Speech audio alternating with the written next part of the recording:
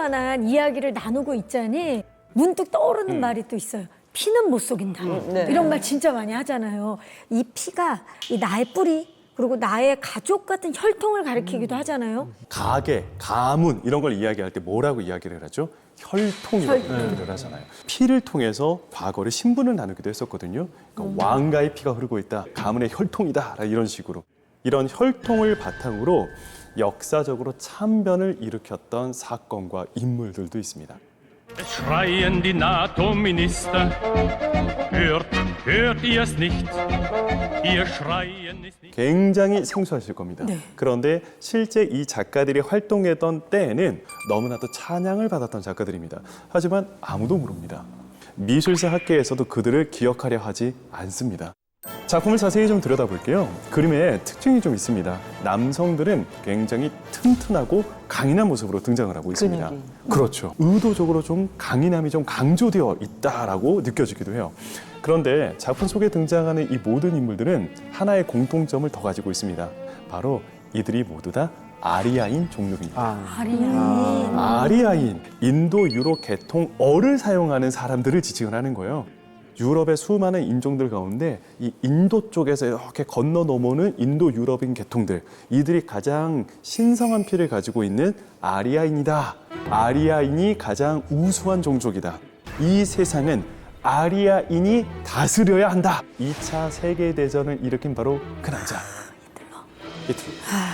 바로 이 히틀러가 아리아인이라고 하는 종족을 바탕으로 정책을 실시하기도 했었거든요. 이게 자연스럽게 미술사에서도 영향을 끼치기 시작하는 거예요. 히틀러가 원래 군인이 되기 전에 화가를 꿈꾸던 사람이었어요. 이 남자가 권력을 잡고 나니 미술에 대한 자신의 생각을 주입하기 시작합니다. 그러니까 이 남자 스스로가 고전주의 미술을 좋아했거든요. 그 영웅들의 이야기. 이것만 진짜 예술이라고 이야기를 하면서 인상파 이후에 등장하는 모든 현대 미술은 다 퇴폐 미술이라고 이야기를 해요.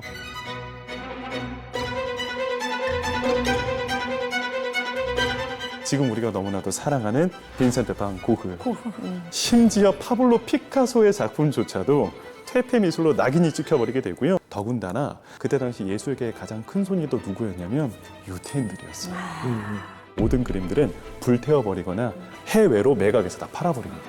히틀러는 사람만 학살한 게 아니라 문화까지 그렇죠. 하는 거네요.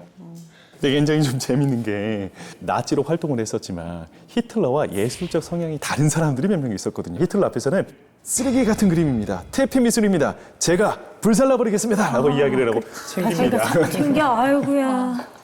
그래서 나중에 전쟁이 끝나고 나서 그 집안을 열어봤더니 다행스러운 거죠. 그쵸. 그 작품들이 보존이 된 쏟아져 거니까. 나와서 소각된 줄 알았는데 그 작품들이 보존된 살아남아서 거지. 그나마 다행이다라고 그래도 했던 보존한 역할은 해요. 그런 일화가 있기도 합니다. 히틀러는 아리아인의 혈통의 우수성을 단순히 예술에서만 보여주려고 했었던 것이 아니라 재미난 실험도 감행을 하게 되는데요. 혈액형 조사를 해서 가만히 봤더니 독일 사람들 같은 경우에는 주로 A형이 좀 많았었다라고 해요. 그래서 그때부터 히틀러는 A형이 좀 더 우수한 혈액형, 터무니없어. B형은 퇴화한 인종이라고 이야기를 해요. 와. 그런데 문제가 뭐냐? 이 동아시아에서도 비슷한 일이 벌어집니다. 당시 제국주의를 꿈꿨었던 일본, 독일에 가서 이걸 또 배워옵니다. 아직까지도 일본에서는 혈액형 굉장히 중요하게 생각하거든요. 여기서부터 시작되었다라고 우리가 추정해 볼 수 있습니다. 우리 학교 다닐 때 혈액형 검사 했었잖아요. 그 혈액형 검사를 하면 저는 A형이거든요. 그러면 A형은 이런 사람, B형은 이런 사람 이렇게 자기네끼리 구분을 져놓고 그 틀에서 사람 움직이니까 어느 때 좀 억울하다는 생각이 들고 맞아요. 이런 편견이 어딨어요. 저도 A형이거든요. 어렸을 때 제일 많이 들었던 이야기가 A형이라서 그런지 속이 좁다. 근데 진짜 이건 터무니없는 거잖아요. 네, 실제로 이 지금 쓰는 ABO식 혈액형을 확립해가지고 노벨 의학상을 받은 분이 바로 칼 란트슈타이너라는 의사분이신데요. 자, 이분이 그래서요. 혈액형으로 이 성격을 아는 거는 터무니없는 얘기라고 이미 딱 확언을 했고요. 자, 현대의학에서는 혈액형에 의한 성격설은 전혀 인정하고 있지 않습니다.